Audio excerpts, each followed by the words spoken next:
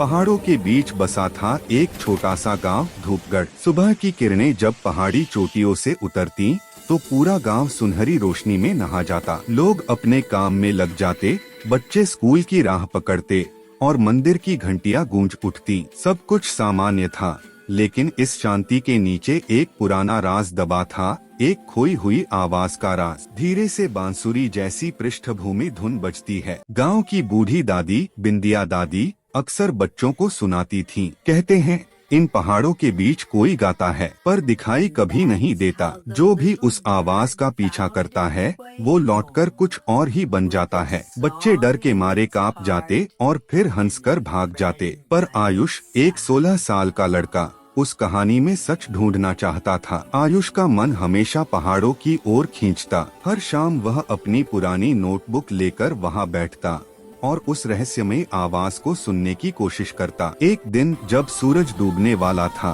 उसने सच में वो आवाज सुनी। धीरे धीरे संगीत में रहस्य की झिलमिलाहट आती है, हल्का इको, हवा तेज चलती है। आवाज थी बहुत मधुर, बहुत गहरी, जैसे कोई नदी खुद गा रही हो। ला ला ला। ओ, आयुष के शरीर में सिहरन दौड़ गई। वो धीरे धीरे उठकर बोला, कौन है वहाँ? कोई जवाब नहीं, बस हवा चली और दूर से झरने की बूंदों की आवाज आई। वो आवाज फिर आई, अब और पास। आयुष का दिल जोरों से धड़कने लगा। मेरा नाम कैसे जानती है? वो पहाड़ के रास्ते पर आगे बढ़ा। चारों तरफ धुंध थी, हवा में ठंडक और पेड़ों की सरसराहट। अचानक उसके सामने एक पुरानी पत्थर की गुफा दिखी। वहीं से वो आवाज आ रही थी, अगर तू सच जानना चाहता है तो अंदर आ। आवाज अब साफ थी और किसी स्त्री की लग रही थी, पर उसमें एक अजीब सुकून भी था। आयुष ने टॉर्च निकाली और सावधानी से अंदर गया। दीवारों पर अजीब निशान थे,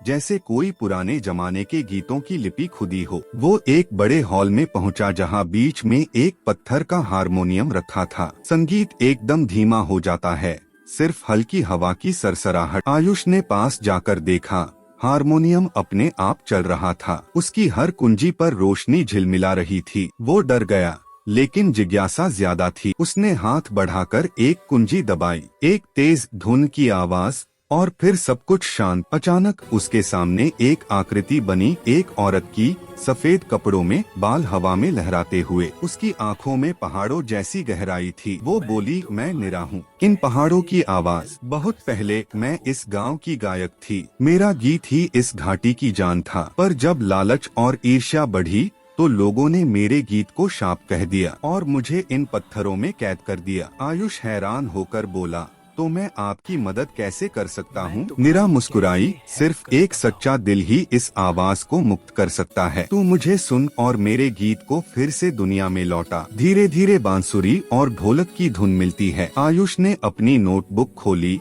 और वही धुन लिखने लगा। उसने हर सुर को महसूस किया, हर शब्द को महसूस किया। जैसे जैसे वो लिखता गया, गुफा में रोशनी फैलती गई। निरा की आकृति धीरे धीरे धुंध में विलीन हो गई, लेकिन उसकी मुस्कान रह गई। धन्यवाद आयुष, आवाज गूंज उठी और फिर सब शांत हो गया। धीरे से हवा चलती है, पत्ते हिलते हैं। सुबह जब गांव वाले पहाड़ की ओर गए, उन्होंने देखा वही पुरानी गुफा अब चमक रही थी और अंदर से कोई मीठी रागिनी सुनाई दे रही थी। आयुष वहीं बैठा था, अपनी नोटबुक में लिखता हुआ। गांव के लोग बोले, ये तो वही गीत है जो कभी निरा गाया करती थी। आयुष मुस्कुराया, वो आवाज अब कहीं खोई नहीं है, वो हमारे दिलों में बस गई है।